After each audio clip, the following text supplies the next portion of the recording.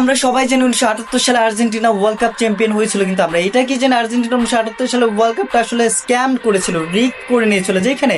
Argentina দ্বিতীয় রাউন্ডে পেরুর সাথে যে ম্যাচটা খেলতেছিল, ওই ম্যাচে পেরুকে আর্জেন্টিনা শর্ত দিয়েছে যে পেরু যদি এই ম্যাচটা হেরে যায় তাহলে পেরুর খাদ্যশস্য আর্জেন্টিনা নিশ্চিত করবে, এবং পেরুর যে 13 জন নাগরিক আর্জেন্টিনা জেলে বন্দী ছিল সেই 13 জনকে আর্জেন্টিনা ছেড়ে দেবে, এবং কথা মতো তারা কাজটাও করে এবং পেরু ওই ম্যাচটা হেরে যায়। এবং এইভাবে 1978 ওয়ার্ল্ড কাপটা আর্জেন্টিনা জয় করে নেয়। 1986 সালের ওয়ার্ল্ড কাপে আর্জেন্টিনা কি করেছিল সেটা আমরা সবাই জানি, যেখানে ম্যারাডোনা সেই বিতর্কিত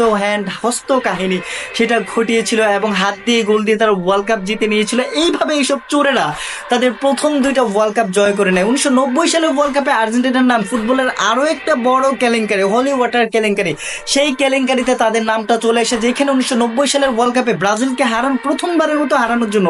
আর্জেন্টিনা এত বেশি মরিয়া হয়ে গিয়েছিল যে তারা পানিতে ঘুমের ঔষধ